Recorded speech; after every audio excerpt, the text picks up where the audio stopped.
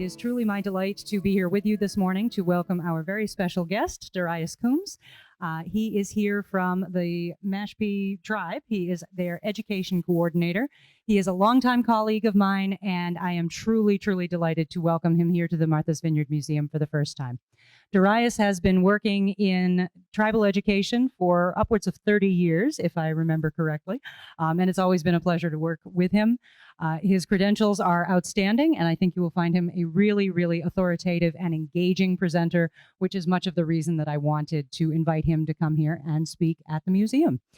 It is our tradition here at the Martha's Vineyard Museum to begin any presentation that we do with an acknowledgement of whose land this was and is. And in that, we recognize the continuity and the continual stewardship of the Wampanoag people who have been here for thousands of years, upwards of 10,000 years.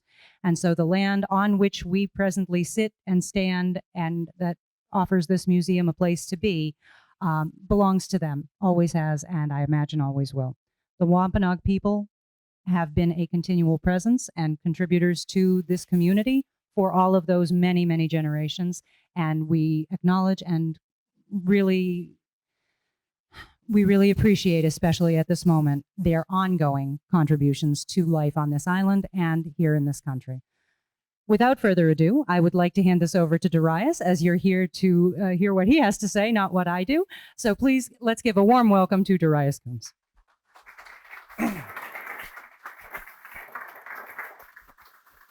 Well, when you matapan ni tapan. When you matapan ni tapan. The keys? Good morning, friends, and thank you for the wonderful greeting there, Nora. My name's Darius Coombs. I am Mashpee Wampanoag. As Nora was saying, I've been doing education for over 30 years for my people, for my tribe, and outreach. So what we're doing here today is we're going to talk about the Wampanoag and Noepe as one. Noepe, this is what we call the island here. It means middle of the water, from what I told by the Aquinnah Wampanoag people, elders. Yesterday, I asked them yesterday exactly. And for us as a people, we've been here for over 12,000 years, right? Over 12,000 years. There's no exact date, but Wampanoag being a nation of people, we have about 70 Wampanoag communities around Massachusetts and Rhode Island.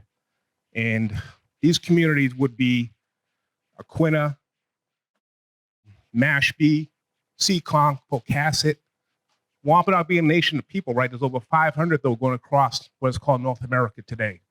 And how we think about life in general, land, we all belong to it. We're all part of it. We have upward respect for life, being plant life, animal life, fish life. There's no separation. If you take a life of fish, deer, animal, plants, you can do ceremony behind that. And we give thanks for that. What makes us different amongst the nations is our diet, what we eat, the houses we live in, the languages. But when you think of Mother Earth, think the Creator, we are all as one. Okay? 12,000 years is a long time. What I'm going to do today with you guys today is I'm going to bring you through a journey through the century. So I'm going to start out in 1601, right? I'm going to end up in present day. So we're going to do that for the next hour. At the end, I'm going to answer some questions for you. So what I want you to do now is strap on your seatbelts. I'm going to bring you for a ride. So what we're here right now was called Martha's Vineyard today, what we call Noepe. And there's numerous communities. You got Chappaquiddick, you guys. If you're from the island, you know Chappaquiddick. You definitely know Aquinnah. Takami, which I heard is where West Chisbury is located. Nanapog. Those are the four big ones around this area here, right? And I'm honored to be here. I know a lot of the Aquinnah people, a lot of the Chappaquiddick people. Like I said, I'm going to bring you to a year what we call 1601, before we had major interruption for our people. In 1601, what we did is celebrate our 13-moon cycle, right? We've been doing this for thousands and thousands of years, celebrate our 13-moon cycle, being a yearly cycle. So we start out having our New Year's. Everybody around the world has New Year's. A lot of people celebrate January 1st. Our people celebrate it when everything comes to life. You think about that. When do the plants start? When do the fish start running upstream? When do the flowers start coming out? when do the birds start chirping? This happens during the springtime. So what we do, we come out near the ocean, we come out near the rivers, we dance, we sing, we thank Mother Earth, we thank the Creator for having another year. It's not always guaranteed. It's a special time for us. And the houses we live in are houses like you see here. This is a spring and summer house, which is a cattail mat covered house. Cattail being a type of water plant. This type of house would hold probably about 6 to 8 people. I'm talking about, look, that's about one family. When I say one family, I'm saying 3 or 4 generations inside one household. So you're looking at grandparents, parents, kids, uncles and aunts would live with you. And that's still amongst us today, how we live today. We live in multi-generational families. And what we do during the spring and summer, we give life to Mother Earth. People's different responsibilities. The women are considered to be the life givers. So they give life to babies, but they also give life to Mother Earth. So they plant the corn, the beans, the squash. There's not exact time of year when, okay, it's May 3rd, let's go plant corn today. You have to wait for different signs of nature, right? You have to wait until the shad bush starts to bloom. You have to wait until you see the next new moon. And when you see the new moon, that's when you plant corn. The reason you do it on the new moon, what the new moon does is draw gravity up. So it helps that corn seed grow. So you get that corn about hand high, plant your beans next to it, and the beans will wrap right around the stalk of the corn. Corn takes nitrogen out of the soil, the beans adds it right back into the soil. You plant your squashes on the bottom, and they have a large leaf, and they will shade the ground and keep the ground soft. So for us, vegetables probably represent over half of what we ate at one time. We really depend a lot on vegetables in our diet. And like I said, the woman would take care of that.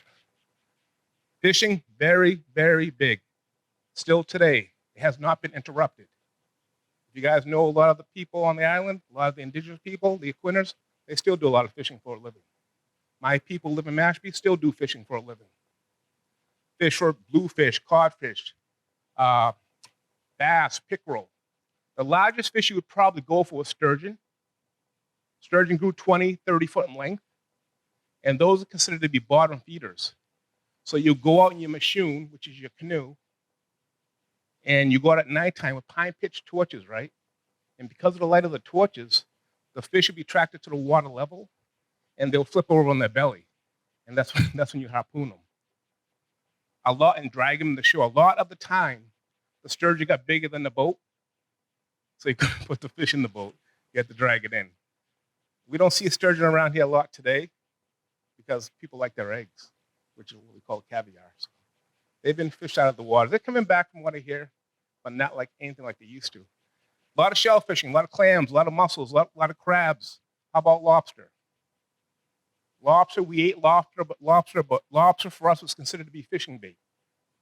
We had so much lobster that we'd walk down the beach at low tide and pick lobster off the beach. People are shaking their heads, right? We ate it, but it was considered like how chicken is today. It was very, very common. You go back 100 years in Massachusetts, right? And it was fed to prisoners in jail almost every single day. And the prisoners had a big uprising and said, hey, come on, we're sick of this. We don't want it anymore. And there's a law that was put on the books. If you fed lobster to prisoners any more than 2 times a week, it was considered to be inhumane. Times change, I guess, right? And then you heard me use the term machine, meaning boat in our language. And our boats would range anywhere, our dugouts, anywhere from a 1-man, 9-foot boat to boats big enough to carry over 40 men. 40-man boats. One tree. We had trees over 150 foot in height, over 6 foot in width. So a 40-man boat would be about 60 foot long, 6 foot wide, 2 men sitting next to each other. If you guys are from here, and if you lived here about 20 years ago, you might have heard about the trip we made. I was the one who planned that trip. We took our machine over here. We left Noepe Point, Woods Hole, August 18th, 2002. We left at 6 a.m. We left at peak of high tide. That day, we had 0.2 knots in the water. If you know about water, it's like pond water. And we were planning this trip for months, if not years. There was nobody living, right, to say how long it's going to take or what you should be doing out in that water. The most experienced paddlers, including myself, was guessing it's going to take us 3 hours to make this trip over here, right? We had no idea, though, for sure. And we had a 30-foot boat, which held 7 people. One woman was pregnant. We had a 20-foot boat, which held 3 people. Like I said, we left 6 a.m., Knobscot Point, and we ended up over Tisbury. You guys know Tashmoo Beach? And that's where we landed. Any idea how long it took us? 6 hours. Shorter than 6 hours, shorter than 2 hours. It took us an hour and a half to do. Put it this way, right? When we left Knobscot Point, the people who saw us leave Knobscot, which was about 300 people, said, "Oh, we're gonna greet you at Tashmoo. We're gonna be there singing songs when you guys come in." We said, "Great. We might have a clam bake for you." That's even better. So I was steering one of the boats, a 20-foot boat, and it was foggy that day. And when we came near Tashmoo, you know how there's that big, I don't know if that lifeguard sandwich is white. That's what we were looking for. And I remember it broke, the fog broke, and I'm looking on the beach. I don't see anybody. I go, how long is it taking us, right? I had no idea. I go, maybe we're late. So we landed. We saw one family on the beach, and they were from Nebraska. Sunbathers from Nebraska, right? And they came up to us. They go, "You guys do this every day?" We were dressed like that. We said, "No, this hasn't been done in over 200 years." And they're like, "Wow, oh my!" So the only people who personally saw us land at Tashmoo. And I remember our party coming over the dunes. They were shocked looking at their faces that we had beaten there, you know, because by the time they left Knobscot and they had to take a shuttle to Woods Hole, take the ferry over, from Vineyard Haven to Tashmoo. They had to take a shuttle, and we had beaten them there by a half hour. But that was common travel amongst the islands, you know. We have numerous recordings of us going up to Nantucket, which is 30, 40 miles off of Cape Cod, in those boats. Spears, harpoon, hook and line. Everything we have today for fishing, we had back then. Strawberries, we celebrate the strawberry in the month of June. That's our first major festival. We thank Mother Earth. We thank the Creator for giving us that first berry, that strawberry. And that's when you see boat races. You see swimming. You also see dancing and singing. You celebrate the strawberry moon. These are actually 2 of my real daughters. Yeah, Tashmoo and Storm. I bring this up because kids, you know, what did kids do back then? Kids were encouraged to play a lot until they got older, right? They weren't given any responsibility. As they matured, we don't go by numbers. We don't go by like 7, 8 years old. We go more or less by maturity levels. Each person grows up differently. And as a person grows up, they go through the different stages. And they also be given different names. You might have 4 or 5 different names in a lifespan. As you change as a person, we have medicine people in our community that'll see the changes in you, and they'll give you different names depending on how you are. Like what Tashima means, what she's doing, she's picking a sumac berry, which makes sumac tea. Tashima means one who lifts up in Wampanoag. It's not because she's big and physically strong, right? But Tashima wakes up in a good mood almost every single day. And when she wakes up in a good mood, everybody feels good. Not almost every single day. There are those days. But you would swim, they would have running races. Kids were kids. These are the ones who've been there, done that. They got the knowledge, they got the wisdom. It's our elders, right? They are considered to be the teachers. Their responsibility is to teach the little ones our oral history, which are passed on verbally from one generation to another. Our history has always been spoken through storytelling. So, like I said, we have a lot of respect for our elders. We've always had and still always will. This is the type of house we live in the winter. This is a bark-covered house. Some of our bark-covered houses, right, when we go inland during the fall and winter, and that's when you see more communal living. That's when our communities will hold maybe 1,000, 2,000 people, 3,000 people. So you're looking at small towns, right? And each community would have the leadership. They would have a chief. The chief would have the council. They would have the medicine people. And the chief would make the best decisions for the community itself, what it needed. Like I said, these houses may be 100, 200 foot in length, might hold 10 or 20 families.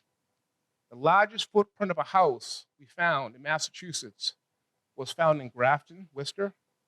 And that house right there was 320 foot in length and over 60 foot in width. Now, I tell kids, if you don't know what that means, think of a football field. That's how big this house was. And I think about the location. That house right there was located right where the Wampanoag people ended and the Nipmuc people started. So it might have been more of just a house. I'm guessing more a community center. The bark would have been oak and chestnut. The bark you get off during the springtime, and that's when the sap is running up and down the tree. So you got wood, you got bark, right? Sap goes up, separates the two. Cut around bottom, cut around top, slice down the middle, and you peel the bark right off. And big sheets. They're big shingles, that's all they are. You start at the bottom, and you overlap it all the way up to the top. And these houses will last about 20 years. They get really warm. I'll explain how they get warm in a minute. What we do during the winter, we hunt.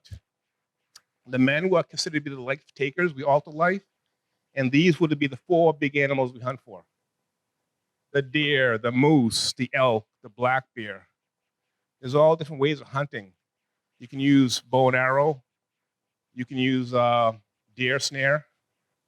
No, you gotta know this story. You know I'm gonna bring it up, I always do. So when the Pilgrims landed in down on Cape Cod in 1620, right, in November, their future governor was walking through the woods, his name being William Bradford, right? He wasn't governor yet. So when he was walking through the woods, he stepped on a deer snare, and he got launched up in the air, and his men found him hanging by one leg. He was all right. He complained about how sore his hip was sore the rest of his life, but when Nora and I used to work at Plymouth, I used to have whoever was playing Bradford up there probably hated me, but I'll send the kids up to the Pilgrim Village and go ask him how his hip's doing today. But these would be the big animals, right? And like I said, that's my buddy Anawan. He's a real person. He's a real man. And he's doing ceremonies, dropping tobacco. Tobacco is a sacred plant for that deer giving up its life for us, And if you go hunting, you use everything as much as possible. Skin for clothing, the bones for making different types of tools, the meat, of course, you would eat. Small animals you go for partridge, so the birds, goose, turkey, squirrels, beavers, otters, raccoons. You guys like the taste of skunk? Anybody? I never had it, right? That's a good answer. Skunk is considered to be a Wampanoag delicacy still today. You guys know how you catch them? Very carefully, right? You get 2 boys. One boy will be in front of the skunk distracting him. You get the other boy that will sneak upon him from behind, and he'll grab his tail or grab his hind legs and lift him off the ground. In order for a skunk to spray, he has to be on all 4s, putting pressure on his hind legs to release the stink glands. You get him up there, and he can't do that up in the air. That's when you bang him on the head. You cut him open, and you very carefully take those stink glands out. You don't want to puncture those stink glands, because you might not be welcome in the community for a while if you did that. But it's like a sweet meat. It's a sweet chicken. It's really good. So this is my aunt, homie, weaving. She's weaving, right? Weaving has never been interrupted. A lot of people are shocked we had string. You know that? You guys had string? Yeah, we had string. We made it from different types of plant fibers. We used milkweed. We used dogbane. We used inner bark with basswood trees. When the English got here, they noticed the Wampanoag woman was making string so fast on their legs that the eyes couldn't keep up with. And our weaving is well known. This woman, Comey Wildhorse Haynes, her weaving is at the National Museum of the American Indian today. Smithsonian, so that's one thing that has never been interrupted. This is the inside of a house. Those are actually 3 of my daughters now. and the attachments to them, drinking the tea they cooked, Talia there. You can see inside the house, right? The house you're looking at, this one's about 40 foot long. We built Plymouth, and that has 3 fire pits on the inside. Because the way the house is shaped, it's round, right? Heat goes up, goes down underneath the mats, forces the cold air out to the fire, and that keeps the warm air going around. When the English got here, they recognized that our houses would get so warm that they saw little kids running outside naked during the winter and jumping into the snow. They wrote down the Wampanoag houses got to be warmer than our houses. This is from their own recordings. I build these houses. I know that for a fact. So they get really toasty. That's how we live, right? Before, that was normal for us. Before interruption, right? We lived like that, 13 moon cycle, thousands of years. Spring and summer, come out near the ocean, the rivers, plant fish. Fall and winter, go inland to big, big communities. Hunt, weave, cook inside, right? Sing songs, do your ceremonies. Unfortunately, there was interruption for our culture that happened. Stolen Mashoonashes. You guys heard of Gosnold, right? Yeah, he came in this area back in 1602. He landed first down in Provincetown. He wrote down in his recordings how the fish was so plentiful down there they can walk across their backs. It was loaded with fish everywhere. He also recognized young boys wearing a lot of copper necklaces. Copper would have been the only metal we would have had around here. And he ended up going around here, right where we're at today. He also went to Cuttyhunk. When he dealt with the native people around here, right? When he dealt with the native people around here, he wrote down that he dealt with the men, women, and children, which is rare. Usually when you did interactions, it was just the men. But our native woman came out and our native children came out, which is unusual. He, like I said, this island's called Noepe, right? Middle of the water. He named this island after his daughter. That's where we get the name from, Martha's Vineyard. That was his daughter. He ended up going to Cuttyhunk, interacted more native people over there. And it's unfortunate over there what happened. Some of his men took some Mashoonashes. There was Mashoonashes mean boats, right? So they were taken. There was an incident in which an Englishman got shot with an arrow because he was thinking about staying there, right, and set up a trading post and staying there for a while. And he enjoyed the sassafras that was over there, and he wanted to bring that back, you know. But he felt like it wasn't safe, obviously, what had happened already. And that's when he departed. That was back in 1602. Now, when I bring these explorers up, right, you heard the name before the Pilgrims arrived here in 1620. You hear the two terms, explorers and traders. I've been doing a lot of talks. I've done a lot of research. And when I do my talks now, you have to add on enslavers. If you got to talk about in one breath, you can say traders, fishermen. You got to put on enslavers also. And this is something I'm making up. This was normal for them. This is what they wrote down. This is what they did. Not all of them, but a lot of them did. We have enough proof to know that. Now, this guy right here, he was here, Ethanol. He was considered to be a chief. He was a sachem from this island right here. What happened, Captain Harlow went down the coast of Maine, took some native people from Casco, went to Nantucket, took some more native people over there, came here, took a chief, Ethanol, took a few other native people from here, went to England, and they were treated as slaves, right? The idea with that, right, back then, that let's bring native people from here over there, teach them how to speak the language, and let's try to bring them back after as guides and interpreters. On the most part, once we got there as a people, we died because we had no built-up immunity to what other people had. Once we got there, we were used as exotic specimens. Mind you, I say Ethanol was a chief, right? He was a smart man. He wasn't dumb at all. He knew what the English liked, right? And there was a wealthy, wealthy man over there funding a lot of these trips coming here. His name being Sir Fernando Gorges, right? So Gorges was asking him, hey, Ethanol, come here. Is it gold where you're at? Ethanol says, yeah, there's plenty of gold. Why don't you bring me back home and I'll show you where it's at. So, so Gorgeous believed him, and he contracted Captain Hobson and brought Ethanol back home.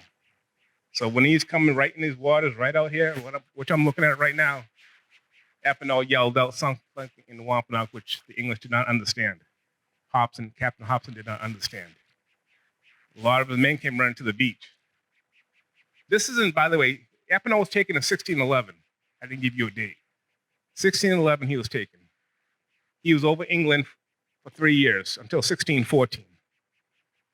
So in those 3 years, he learned how to speak English, learned a lot about their customs and their way of thinking.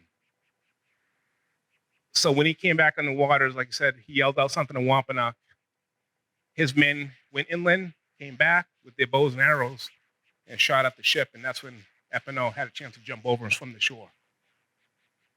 You know, you hear about slavery, there's a lot of good stories about slavery for our people, but that's one that he made it back.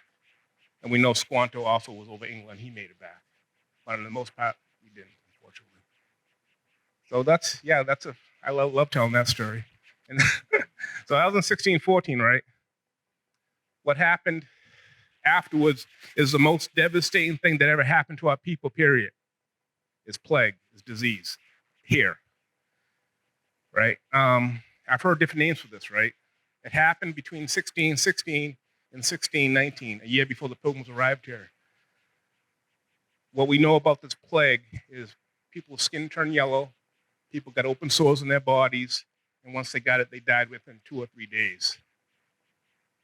We had over about 70 Wampanoag communities. In full population, if I were to guess, it was probably around 100,000 at one time. It's possible 9 out of 10 people died within that 2 or 3 years. I've heard, we don't think it was smallpox. We know there was a big outbreak in 1623, and we know there was a huge outbreak in 1633. The common interpretation over the years is hepatitis. It's possible. What disease control came out with over 10 years ago, they believed it might be leptospirosis. What that is when the French was up north, northern Maine, when the ships came over, right, they would have rats on the ships, and the rats would get off, and the fetus of the rats would get into the water system, create infectious liver disease that spread literally down the coast, starts in northern Maine, it goes 30 miles inland, wipes out whole nations of people, and it stops right when Narragansett Bay starts, right when Narragansett people are down in Rhode Island. You think about that. Why would that plague go along the coast and stop dead in its tracks? Why not go through Florida and the Keys? We have 2 guesses that I think are really good guesses on why. One, the Wampanoag and Narragansett people did not like each other. At least not everybody. And if you don't like a nation of people, a group of people, you don't have that physical contact with the people. So it's hard for disease to spread. 2, down there, you got the Narragansett Bay, and it's hard for disease to go over water. Because we know a lot of these islands out here weren't affected a whole lot. The Nantuckets out here, even there's plenty of Quina people still living today. We know this. And a lot of people even fled to the islands away from the plague. But I always tell people, you call it whatever you want. It doesn't matter to me. It was the most devastating thing that ever happened to our people. I've been doing this for a long time. And it's like a big puzzle. We get these pieces of this puzzle, and we try to fit it together the best we can. I would love to go back pre-plague and see how everything was set up, how the political and traditional structure was. Because, in my opinion, we don't fully know. And that was good for the people who arrived in 1620, for them, because a lot of the area was cleared out. So the colonists arrived on Cape Cod. The Mayflower you see here, they arrived November of 1620. They were scouting out the area. They're looking for good drinking water. This is a good spot to stay, right? That's when Bradford got hooked up in the snare. But what they also found, right, there was 2 parties of men that went out. One party found native Wampanoag burials, turned them over, took from the burials. Another party of men went out, found burials, reburied it, didn't take anything from it, right? But still, no matter how you look at it, its graves were disturbed. Also, corn was taken. For us as Native people, we would store our foods in the early fall when we went inland, so we had something to eat in the spring in the ground in storage pits, and that's what they found. They found native storage pits full of dried corn, which they took. But they had a long trip. I don't know. I might have done the same thing. People were hungry, so. But first encounter broke out, right? First encounter is where we believe with the Nauset Wampanoag people, Nauset being a Wampanoag community. And the leader of that community, his name was Aspinet. First encounter was the first fight between the two people, physical fight, in which musket balls were shot off, in which arrows were shot off. Nobody died. And why did this happen, though, right? Why? I have 3 guesses on why it happened. 1, disturbing of graves, right? 2, it could have been the taking of corn.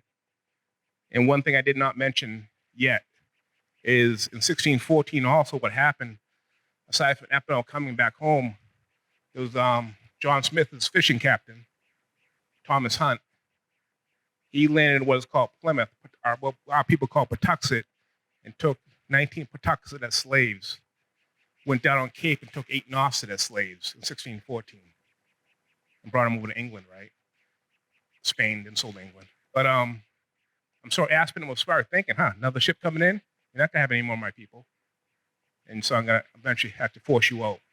And when they were forced out, they landed on what is called Plymouth today, Patuxet, and that whole area was already wiped out from disease.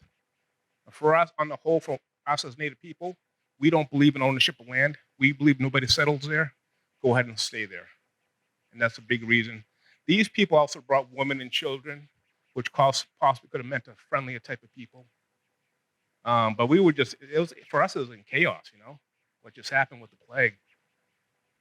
So they landed down there in Plymouth in December, and unfortunately, the colonists, a lot of them died. January, I heard February was the deadliest month for them.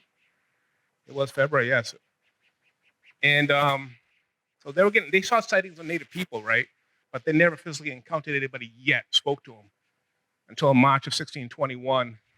And that's when a guy named Massasoit walked into the Pilgrim village and greeted them with a greeting. We're not sure what it was for sure. What's he say? Really? Good day, English. He said, good day, English. Can I have some beer? That's what he said. But he greeted them, and he told them about the area. He told them about the people who lived there at one time, the Patuxet Wampanoag who had died off from plague. He actually stayed overnight. He stayed in Stephen Hopkins' house. And I'm like, I found that kind of weird. Like, why would he stay overnight? And why Stephen Hopkins' house? Stephen Hopkins was the only one who had the interaction with Native people prior. He was in Jamestown. So I'm guessing they thought I may be familiar. But I thought it was weird for Samoset to go in there. Samoset wasn't Wampanoag, by the way. He was Abenaki up in Maine. He was brought down by Thomas Hunt. He also escaped when he got around this area in 1614. He was in Massasoit's community of Pokanoket, being 2 days away from Plymouth, what we call Bristol, Rhode Island. See, think about us, right? We were always used to people coming back and forth, back and forth. We weren't used to people coming and staying. That was unusual. So Massasoit is probably thinking, what's going on here, right? Samoset, come here. You know these English captains' names. You can speak English. Why don't you go into Patuxet and find out what's going on with these people? And plus, he's probably thinking, you're not one of my men. I don't know. So if you're off, you're off. So Sam said, after being in Hopkins' house, said, you know what? I'm going to bring you back a leader who's from the area, which he did.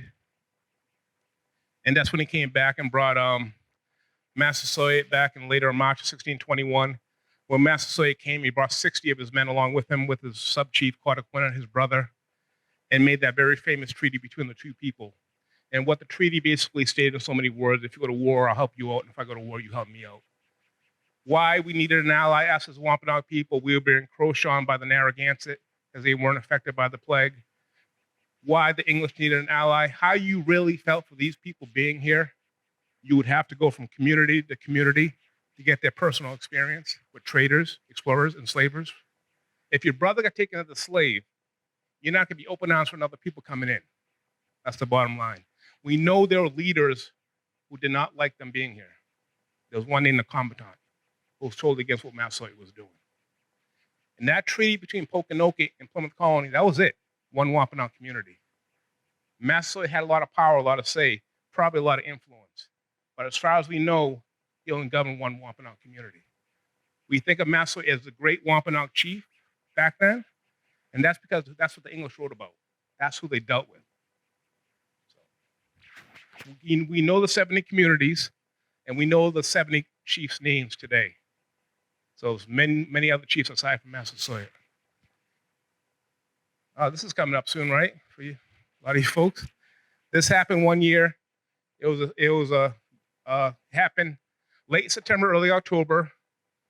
I think we have a date too, but I'm not going to release it. We have a really good idea. Late September, early October, it happened. And that's when harvest time is. And that's when Massasoit shows up and he brings 90 of his men. You know, was he invited? They don't say that in the writings. In my opinion, I think he was. There's also that thought maybe he was out here because they were shooting off their arms and out here to help protect them. That might have been some kind of disturbance. That's also a theory. In my opinion, I think he was invited. But when he came out, he stayed for 3 days with the English, with his men. They probably brought women with them. I don't think they brought children. Probably the women leaders. He sends his men on hunting. They come back with 5 deer. They never, ever mention turkey being at that feast. They mentioned fowl being there. Fowl could have been turkey. It could have been duck. It could have been goose or partridge. It goes on for 3 days. Okay, it's a stay of diplomacy because he just hadn't made that treaty between the two people. So Massasoit sends this man out here, Hoppamock, to Plymouth Colony to live amongst the English. He lived in between Stephen Hopkins and Howland's fields, correct? I think so. He lived out here for out in Plymouth for 15 years, if not more, of his life. He was the closest native. The English were considered to be a friend. He spoke English. Where he learned it, we don't know. He was considered to be a Panisse. A Panisse is one who counsels on war and leads them in the battle.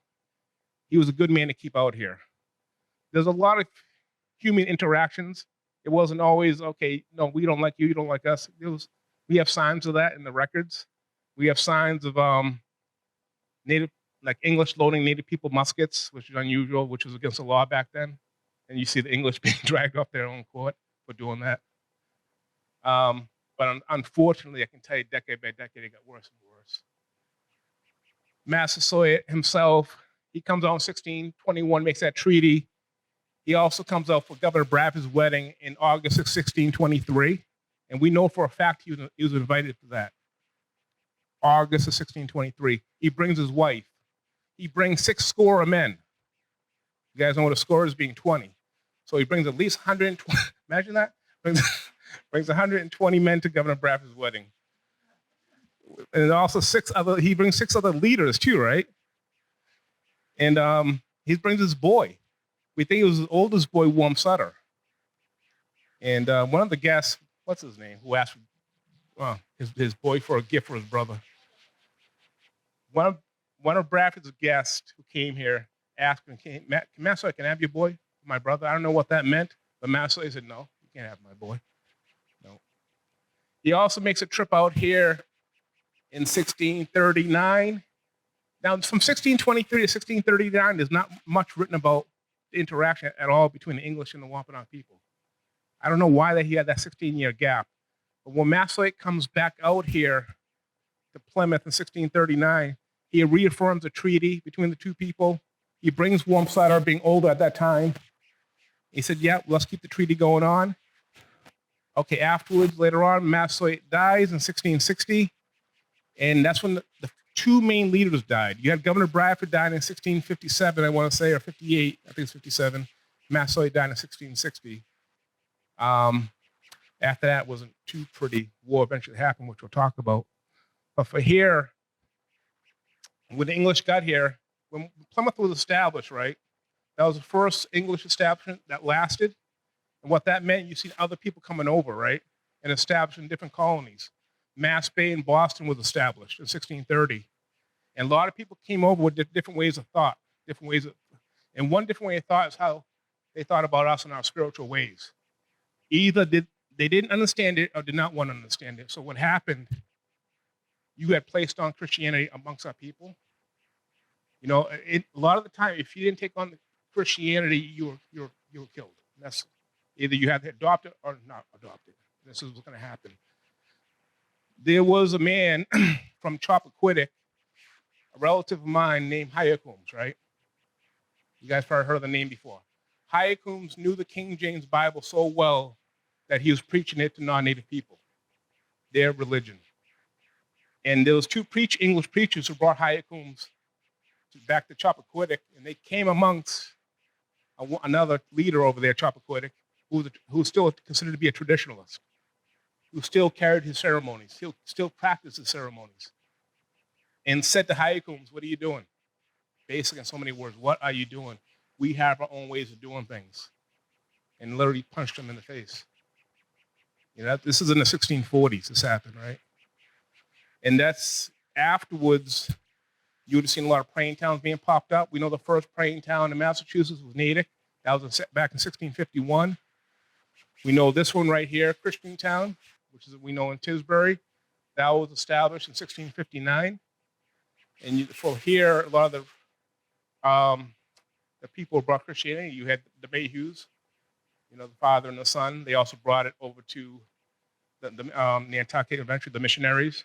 But you had the John Elliots, you had the Mayhews, you had the John Cottonwoods, you had the Richard Bournes.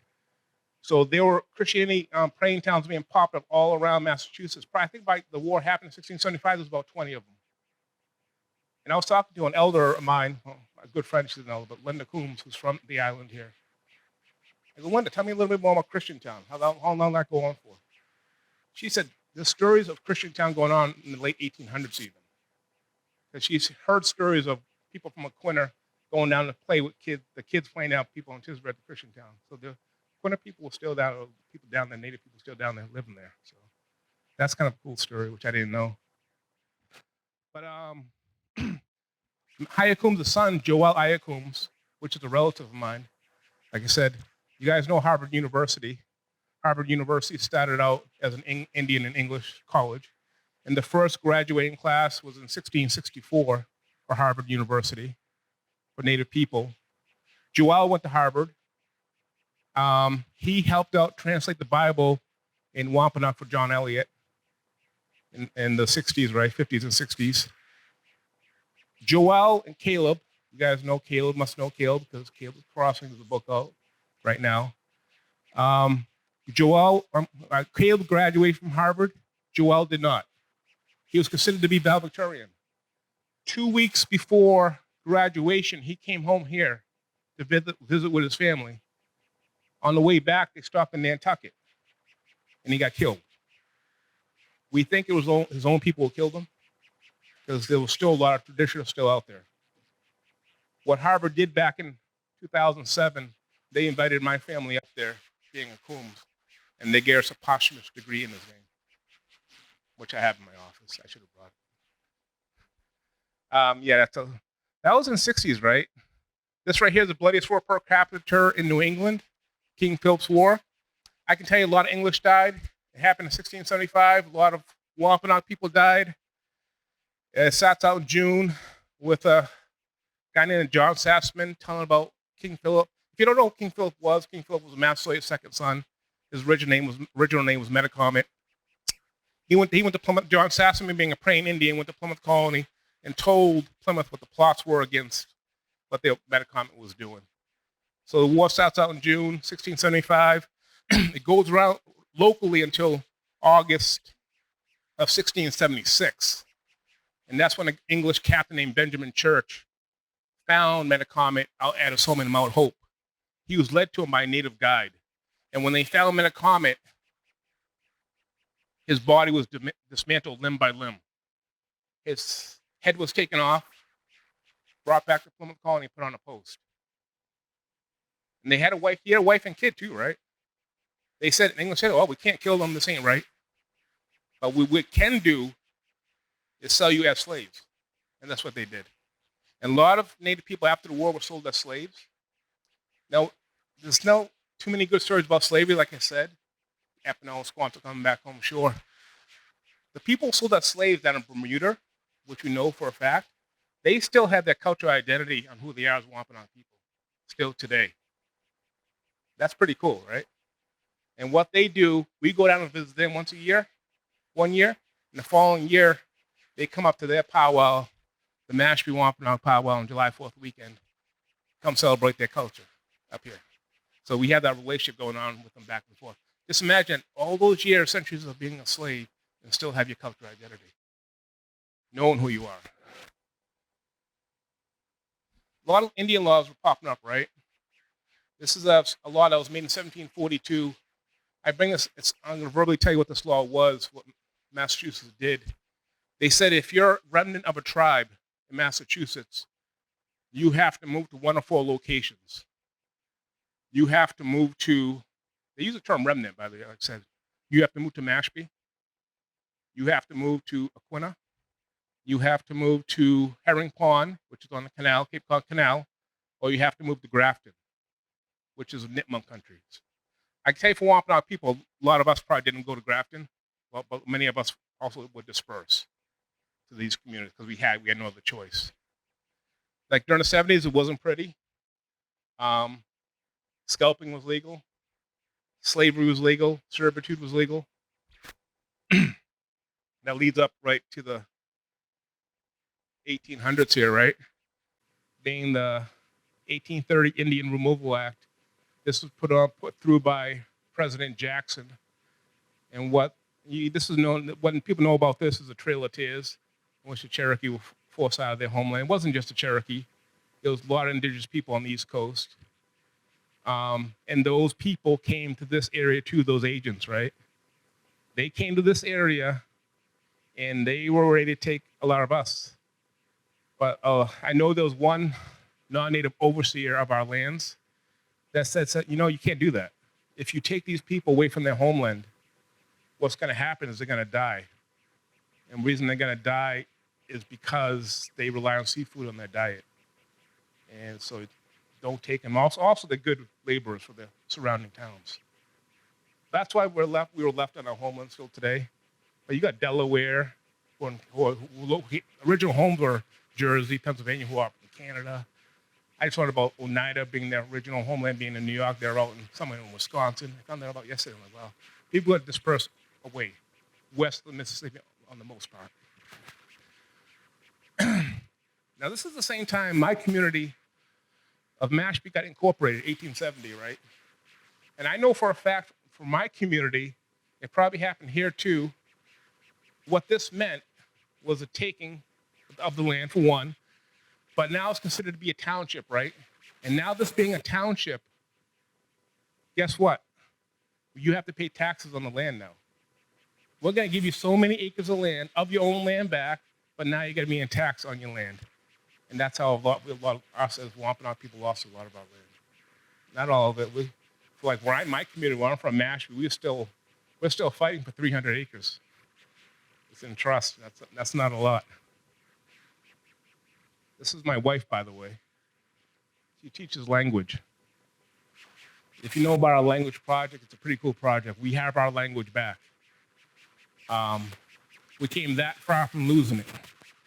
Back in the early 1900s, if you weren't speaking English, you were not speaking the right language. So you'd be made fun of, ridiculed. So what the parents told the kids is don't bother speaking your native tongue because I don't want you going through the same thing I went through when I was a kid. There was a woman from my community back in the 1990s. Her name is Jessie Little No Beard. She was having dreams, right? She said people were coming into her dreams speaking a different tongue. She looked at the faces of these people in dreams. She said, these people look like Mashpee Wampanoag people, but did not know their names. In one of her dreams, people came in and spoke English to her. They said if the Wampanoag people had the opportunity to have the language back, would they say yes? So she went around across to tribal members and asked her, we want to see our language spoken again. And of course, everybody said yes.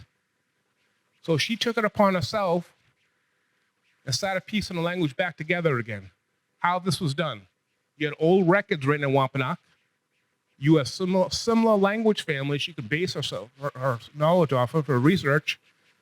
You had elders who could still speak some of the language, but what helped out to bring everything full circle is kind of ironic how things happen. You hear me talk about these missionaries, these praying towns, right? The Mayhews, the Cottonwoods, the Richard Bournes, John Eliot's, Joel Coombs helped translate that King James Bible, you know? And when he helped translate that King James Bible, these Wampanoag interpreters into Wampanoag, we have one of those first editions in the Language Project today. And so that's the first major written document. That is huge. And that helped bring the language full circle. So now today, we have fluent speakers, we have different classes.